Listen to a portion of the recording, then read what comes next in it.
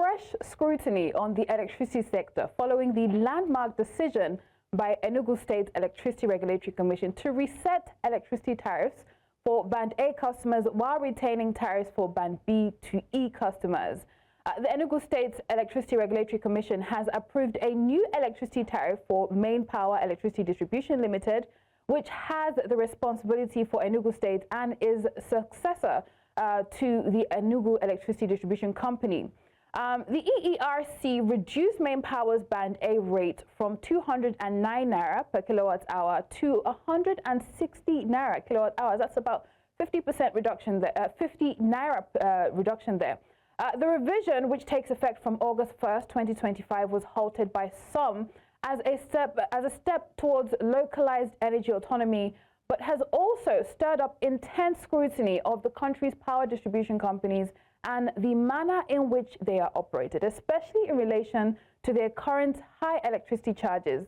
According to the EERC, the revised tariff is cost reflective and accounts for the federal government's ongoing subsidy on power generation, ensuring consumers benefit from the government's financial support. Joining us for the discussion is the man at the helm of the decision-making at EERC in person of Chijioke Okonkwo, the Chairman, CEO, Enugu Electricity Regulatory Commission. It's a pleasure to have you in, sir. Thank you very much, Joanna, and it's a pleasure to be here. Yes. Good morning, viewers. Good morning. Yes. So your commission appears to be setting the pace for other electricity markets. At least we have 7 other states now who are coming under pressure to review tariffs, and they're watching how your state has done it. What would you say sets your commission apart and, in a sense, placed it ahead?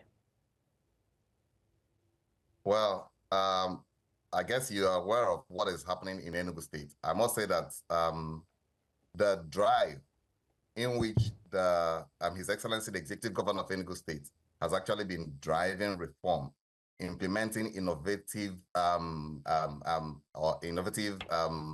plans to turn around the state into one that is an industrialized state, was one of the few things that necessitated the establishment or ongoing development of our state-specific electricity market. I mean, you can't talk about industrializing the state, creating jobs, making life much easier, and providing services for people without touching on electricity. So part of the first thing that the executive governor undertook upon taking office was to put in place an electricity policy that led to the establishment of Enugu State Electricity Law, and basically, which took advantage of the Electricity Act of 2023, set up by the federal government, that gives states their authority and autonomy to develop their own state-specific electricity market.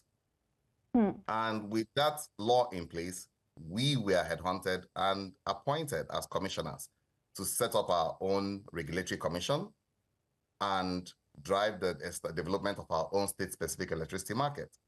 And I think we also caught the bug from His Excellency, to push as fast as possible with that level of determination to make things work, putting in place the right plans, and running with the government mantra of developing the right enabling environmental variables that any investor, any developer, any citizen, or anybody would want to see to attract investment into the environment where he will want to have his business operate effectively. We are moving away from that mantra where people should look for contracts. Rather, provide the services that people can pay you for, where contracts are effective. And that is one of the few things we have always preached or promoted in developing our state-specific electricity market. We are saying that in Enugu State, customers will pay their bills, which means power developers, power distributors, service providers, and investors can come and invest in Enugu State and get the appropriate return for their investment. So in that case, or putting that in place means that with power almost traded as any other commodity, means that people can come and buy and develop their businesses, have competition in place that would ensure that whatever is being charged is competitive across board within the state specifically anyway, to actually drive the development of this market to the point where we can say that we have enough supply to meet our state-specific demand over a period of time. Now, our policy document that is in place actually gave us specific targets that by the end of 2026, we should be able to consume approximately 300 megawatts or have 300 megawatts supply within the state. And by 2030, 2031, we should be able to move that to 700 megawatts. That is a target that the policy has put in place. And we are going to work as hard as we can to try and meet that target. It means that we're going to be attracting industries that can take advantage of that power. We're going to attract the right kind of people to operate in this space. We're going to have contract-driven power markets or power projects. And we are saying that investors will be happy running their businesses in the state because they would get adequate returns on their investment. We want to change that narrative where things has always been frustrated per se. The liquidity challenges has actually suppressed our national wholesale electricity market development, and with the incessant vandalism or collapse of the national grid that throws the whole state into darkness, let us support the federal government by investing in this space, creating a level environment for operators to come and also establish their businesses so that once the grid collapses, we can take advantage of embedded generation or distributed generation within the state to supply our customers. So it's work in progress, and we're at the very early stages. We actually had taken, it's been a year and 6 months since we started this journey. We are taking painstaking time to put in place regulations, which was prepared by the commission, advertised in the public space, put out there for comments from stakeholders, all stakeholders, be it government, be it power developers, be it GENCOs, be it service providers, be it investors that are both local and international. We asked for people to comment on it. Then we held workshops, stakeholder consultation workshops on all our regulations, actually are part of the documents that led to what we are facing today. That is our tariff methodology regulation of 2024. So we put it out there for people to give us their insights so that we can have something that speaks to their investment needs. A lot of engagement from what you're saying has gone into this, and as you have pointed out, just early stages, but it's gaining a lot of attention, what is being done within Enugu State. Most recently, and what is gaining some attention and reactions at the moment, is the 49 Naira reduction in tariffs, right? This move has called, put in place questions on the level of accounting and auditing and scrutiny that has gone into the tariff models by EERC. Fill us in on the findings that may have informed this decision on tariff reduction within the state. Okay, so let me basically just hit the nail on the head as it is.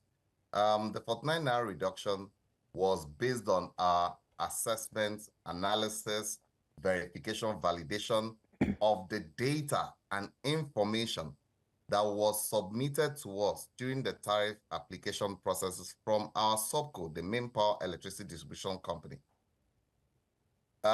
They actually put together their documents and submitted it to us, and we requested for details. Let me say this: MainPower Electricity Distribution Limited has been set up to operate only in Enugu State. They do not have jurisdictions outside of Enugu State. Their businesses start and ends in Enugu State. They are the subco that we inherited from EEDC, who happens to be their owner. And the way they are only allowed to operate within Enugu State is the way we, as EERC, Enugu State Electricity Regulatory Commission, can only operate, regulate, and oversee the state-specific electricity market in Enugu State. We are not looking outside of Enugu State. And we actually have also been, we had actually informed MainPower that we will take your full costs into consideration, but we'll verify it and validate it. Now, the truth is that the indices we looked at in determining their tariff happens to be the generation cost, the transmission cost, MainPower's regulatory asset base, their CapEx projection, their OpEx projection, that's operating expenditure projection, allowable distribution loss, and cost of capital. And one of the few things that stood out for us really was that the generation cost, which if I look at the national generation cost as it is today, is averaging approximately 112.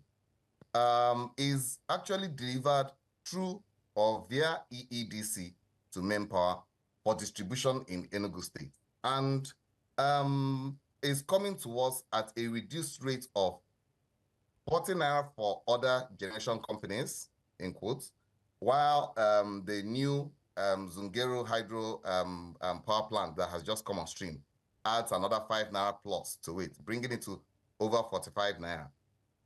So we consider that if this power is being delivered via EEDC to our subco at this rate, based on government's intervention to make life easier for Nigerians, and has said, okay, fine, do not implement the 112 across board, because that would have increased everybody's tariff to what we consider today, or what we would have considered as cost reflective. And that 112 was not invoiced, invoiced by Embed to EEDC for MainPower to pay its own portion. Instead, what MainPower is expected to pay was just the over 45 naira that the energy was delivered, to it from the national grid. I mean, we didn't think that we should implement the 112 that is the average cost of probably generation today from the bucket of generating companies that are on the grid. Instead, it has to be in alignment with the cost in which the energy is being delivered into our own state. And that is what we imputed into our model. That we calculated everything else. We didn't change the cost for transmission. It's 100%. We didn't change the cost for, we discussed the regulatory asset base of MainPower with them and agreed. We discussed their CapEx and agreed. We definitely investigated, validated, and verified some of the numbers. We actually did some further analysis, because we found out that Lifeline customers really didn't exist in Enugu State. I mean, if a Lifeline customer was on a Band A feeder and was being charged the 209 that is currently in place, we wouldn't consider a person as a Lifeline customer. So we also allowed a significant amount of distribution loss that is over and beyond what is even obtainable today, just to make MainPower work towards that level of efficiency that, if implemented, if it becomes a lot more efficient, it recovers more revenue that it can keep and stay more profitable than every other disco as an incentive, because we would have also adopted what was obtainable at the national level. But no, we didn't. We kept them at a loss level that was meant to be an attraction for them to put more effort into delivering services that are reliable, efficient, and sustainable, so as to make more money. And we have been... And lastly, of course, their cost of capital. And what he gave us as an average tariff was 94 naira. The 94 naira were sculptured across the various banding arrangements, which they adopted, not we, because they had the option of going to the old service arrangements of residential, commercial, and industrial customers with their special customers. So there appears to have been some level of transparency and engagement on different levels to come up evidently with this price reduction. But there have been reactions and pushback in spite of all of this. And we'll come to MainPower's, who's directly affected by this, their response. But let's begin with the federal government. Obviously, we're following the story, and it's a developing story. The federal government has taken a firm position, right, on this development, and they're stating that states slashing power tariffs must be ready to pay subsidy. Does this reduction in tariff add to the already heavy subsidy burden that the federal government currently bears, or what's happening here? No, that's the amazing thing. No, it doesn't. What it actually does is to ensure that MainPower meets all its obligations in full, especially with respect to energy it offtakes from the national grid. And let me say this: if MainPower signs a power purchase agreement today with any generation company, and the generation company puts in place they agree on a tariff that, let's say, 100 naira, we would automatically calibrate the 100 naira in our model as in line with the current tariff for generation that is also 45, and whatever it throws up as an average tariff is what we would implement immediately. Right. So we are not running away from the cost, even the average cost of 112 from the grid. We are actually inviting Gencos to have conversations with MainPower and sign power purchase agreements that we would ensure is effective so as to issue MainPower a tariff that meets their obligations to all the parties that are parties to the contract. Right. So yes, we want to run with cost-reflective tariff in Enugu State from day one. And we are actually promoting this across our citizens that, see, this is the cost that is currently obtainable. If it changes tomorrow, let's say that MainPower signs the power purchase agreement with one of the embedded generators that are having conversations with us, or that the federal government removes this, how do I put it now? Well, it's being referred to as tariff shortfall, and in some cases, subsidy. If it is removed and the cost of electricity delivery goes up, automatically their tariff would also go up because we'll accommodate the full cost of delivering the service. All right. Now, aside the federal government's response, has there been any response from MainPower themselves? And obviously, there are agitations from GenCos and DISCOs, on this ongoing shift. How does your commission plan to handle, and respond to these pushbacks? So we have actually received a response from MainPower, and we are going to continue to have, we're definitely going to honor, review their response and engage with them further and still implement what we need to implement. If there's merit in what the response that they have shared with us is, and we probably need to make adjustments, we'll make the necessary adjustments. But either ways, we are developing our state-specific electricity market. Everything we have done, be it the regulations, be it our model, be it our tariff methodology, speaks to the electricity market in Enugu State and does not affect the national wholesale electricity arrangement.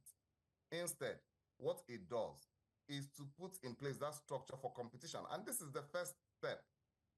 Let me say this. This is actually the first step. We are going to still grow our market towards the line, in line with the policy arrangements that we have in place, where at the level of 33 and above, 33 kVA and above transmission or network infrastructure, it would have to grant open access to any operator or developer to wheel their energy, while everything from 11 below could be run by retailing companies. So we want a market that is not a monopoly, that multiple players can participate in. Then MainPower would even be making more money by generating companies and distribution companies paying distribution use of systems charges to it for wheeling their energy for them, especially where they have networks existing that are operational and has the capacity to carry their energy. So from what you're saying, we are actually evolving, and this is just the first step in that evolution process. This is just the beginning, and it's interesting to see how engagements and reactions continue to trickle in with this adjustment. Of course, it's all a fallout of the Electricity Act 2023 with the whole transition process. And for consumers, let's put them at the center of this now, especially with the tariff reduction. That obviously was done in their interest, and as well as interest of investors. But questions around sustainability of these tariffs, right? With the reduction, can consumers expect it to be sustained, or will prices fluctuate? What factors will even inform future adjustments and also ensure that consumers are protected? So what we definitely are doing two things. It's a two-pronged approach. Attract investment for developers to come and develop their projects in the state and offer electricity services to consumers based on a willing buyer, willing seller arrangement that is driven by contracts and is cost reflective, where everybody is happy with the tariff and they're paying for it. The second aspect is that consumer education, in which we are actually now talking to our people using different platforms. We actually put out radio jingles, we publish it in papers, we actually go out to the various communities within our states to talk to the people and inform them that this is happening. This is an opportunity for you to have sustainable and reliable electricity services operating within your own space. We have identified 113 communities that are either underserved or unserved. We can't leave our people in the dark. We're not planning to leave anybody behind. But with every single house that's on home or community that is taken off the underserved or unserved list is progress for us. We're taking it a megawatt at a time, a household at a time. And we intend to grow it. We intend to get their buying to protect electricity infrastructure. And most importantly, to address the specific question you asked, we intend to teach them demand-side management, where if the cost of electricity is high, be conscious of it. It is a product. It is not a social service. Switch off the lights when it's not necessary. Manage your electricity based on what you can pay for, because we know that all hands are not equal. All fingers are not equal. And consumers need to be informed on how best, based on the location where they are residing, how best to ensure that they can live within the means of what they can afford and still have electricity services delivered to them that is reliable and sustainable. That whenever they flip the switch, they start consuming. We are working with MainPower to see that every customer in Enugu State is metered. And that is the aspect where I might say that the state government is willing to support any power developer, because the state wants to cut down on the cost of developing such projects. We're not willing, or we're not working with the states to subsidize consumption. No, there won't be any sort of subsidy whatsoever from the state towards consumption. Instead, we are working with the state to subsidize development of the project, the capital expenditure that goes into the project, by offering land, by taking care of the rights of way to connect to the existing network, by investing in projects that are targeted towards the citizens of the state. So evidently, from what you're saying, a lot of engagements going on across the value chain. But as you have said, this might just be the beginning, right? There's a lot more to come. Yes, so to tie things together with this conversation with you, sir, what are the expectations? People across the value chain, discos, gencos, the consumers, what can they expect with this continued evolution of your state electricity markets? To be sincere with you, Joanna, we are so positive that we're on the right track, that we are actually further driven to continue on the path in which we are on, because we know that ultimately all the stakeholders, be it the power developers and most importantly the consumers, are the ultimate beneficiaries of this arrangement. We foresee a situation whereby we would have put in place a model that could be replicated not just in Enugu State, but in other states within Nigeria, tailored to fit their own state-specific requirements, so as to start solving the problem of the electricity industry in Nigeria as a whole. I mean, we keep on depending on just this 4,000 megawatts with 13,000 frustrated, 13,000 additional megawatts frustrated, and our grid only able to move 7,000 megawatts. And when we started this journey, Enugu State was getting only 70 megawatts from the national grid. How can you industrialize on 70 megawatts? I mean, quite a number of the industries that are operating in the States, we are self-generating. What we were able to find out was that at least 500 megawatts was being self-generated across the state by individuals. It's a major distraction for industrialists because they won't focus on their core business of pulling out products, producing. Instead, they are running with diesel generators, spending so much money to run these plants, polluting the environment, and adding to their cost, that adds to their cost, and making costs of goods and services very expensive. But if it's left to the experts, the generating companies, which is why we are always inviting any of them to come into Enugu State and try us. It's an investment risk, but we're willing to run this race with you. We're willing to accommodate as much as we can accommodate to make sure that your business is established to run cleanly.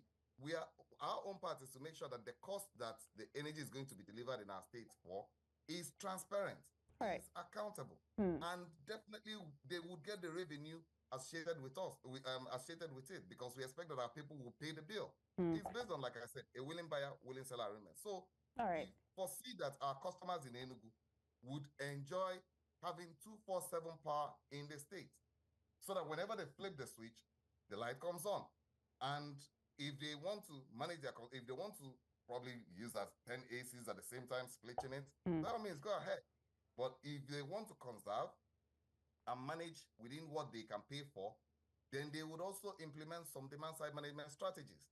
All right. You know, by putting up the light when they leave the rooms, opening the windows once in a while, and not using the AC 24/7.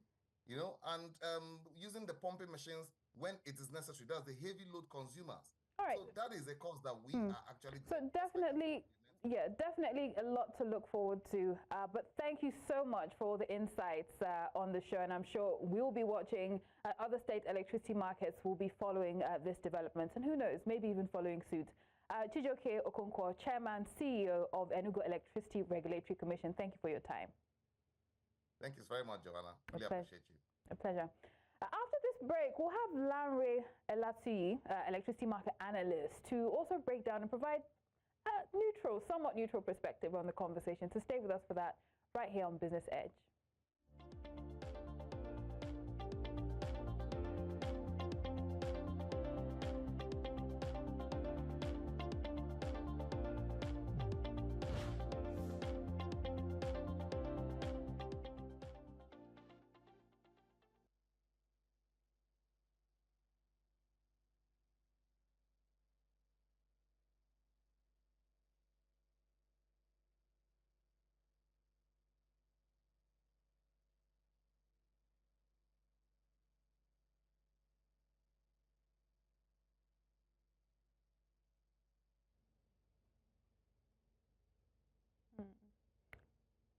Good morning. Can you hear me, Mr. Larry? Hello, good morning. Yeah, great to have you in. I hope you are following the previous conversation, but we just want to frame your audio and visual now. Okay, can you hear me clearly? Yes, yes, I can. Okay. I actually joined late, so... Okay. But I'm sure you're ready. What you was talking about.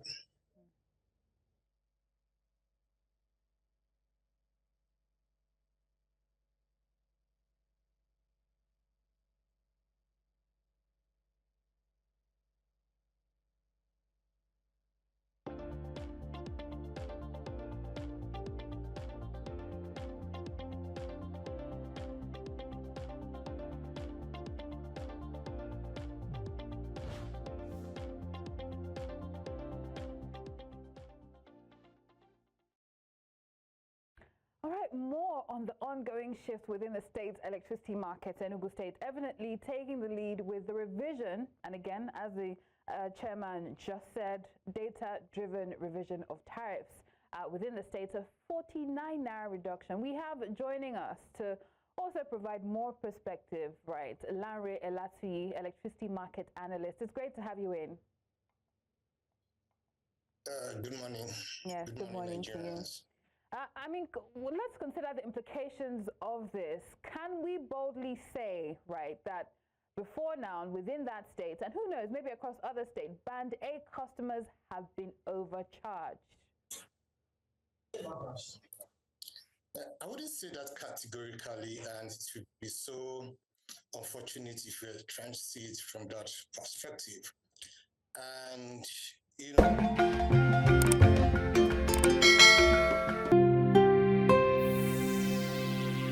information asymmetry, and that may not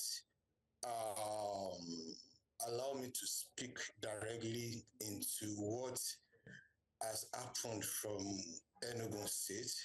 So I think it would be unfair on NEC, the regulator, that probably customers were being overcharged. Why do you consider it unfair? Tariff from Enugu State. The fact is stands, there's still subsidy in the sector, and from the little I've seen from the tariff from Enugu Disco, I think there's that consideration is still there. That okay, part of the generation cost is still going to be borne by the federal government in expectation of payment of subsidy. So I think it's quite unfair, and it's not going to be totally right to say that customers were being overcharged before. So I didn't know much about everything that goes into determination of tariff from Enugu and Disco. So it would be so unfair to say that. Well, I mean, we've gotten a bit of the breakdown from the chairman of the Regulatory Commission within Enugu State. He has said that they're not really touching anything on the GenCo side or the transmission side. It's more the discos. But hopefully with time, more will be revealed. But we know that all that's happening now is a fallout from the decentralization, regulatory autonomy that has been granted the states now by the Electricity Act 2023. What does this reflect, right? And how does this differentiate the federal operation from the state operation in terms of regulation, especially with the tariff, model? I think we need to bring clarity to something. I hear everybody talking about state electricity market. That term for me is a misnomer for now. There's nothing like state electricity market in Nigeria and NESI today. What we have is regulatory oversight in the distribution sector segment by the DISCO. I'm talking from the perspective of the proper definition of what an electricity market is. So Enugu DISCO still relies on transmission being regulated by NEC.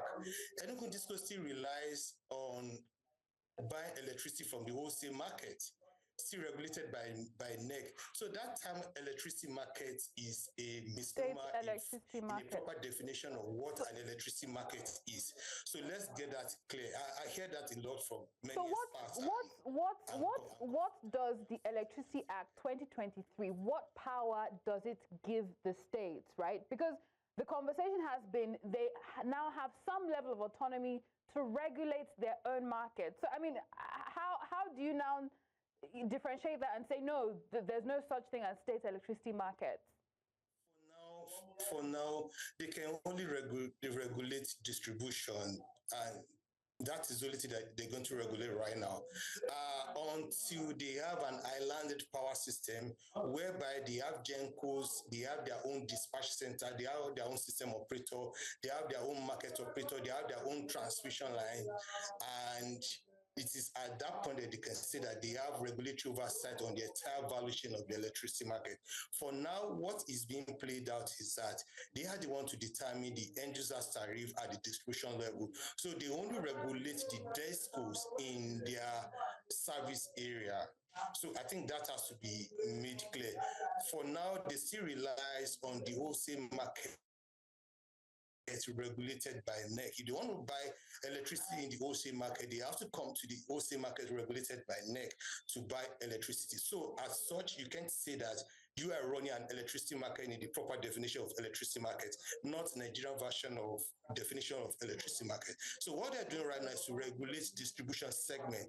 So buy electricity in the wholesale market regulated by NEC, pay your transmission use of system by energy wheeled from their points from wherever the energy is coming from to their nodes or the metered points from their state. So the work of a job of NISO. NISO is the only is the administrator of the competitive wholesale market right now. So what Enugu State has regulatory oversight entirely now is the distribution segment of the whole value chain. So I think that has to be made clear. So if tomorrow, if NISO says that, okay, I have a new market design in the administration of the wholesale market. Now, if you want to come and participate in the wholesale markets right now, these are the requirements. So it's going to be a different ballgame entirely at that point, because at that point, you're not just going to be, there's no reliance on subsidy again. So MainPower that has the franchise area to service Enugu State, we have to come to NISO and register as a market participant. They have to meet all the requirements required, including providing credit cover. At that point, the question is that, are the load-serving entities, are the DISCOs in Nigeria ready for competition in generation right now? That is the medium-term market, or as provided for in the market rules, or what we call the competitive wholesale electricity market? Because by that time, you are not relying on any vested contracts. You're not relying on any subsidy again. Right. You're going to come with requirements that set by NISO, and that requirements you put it down credit cover. For Enugu State that is going to take something around 128 megawatts, they must be able to put down one credit cover that is going to cover that energy offtake. So that we address the liquidity problem that we're having right now, and Enugu State will pay all the administrative charges. So at that point, whatever they choose to determine as the end user's tariff, then it's not going to be a subject of debate. All right. So that, I mean, we'll continue to have this conversation because, of course, it is a developing story. It's just the beginning, and we'll be happy to have you in for more of your perspective. But thank you for your time today, Lanre Elatu, Electricity Market Analyst. thank you so much for having me. A pleasure.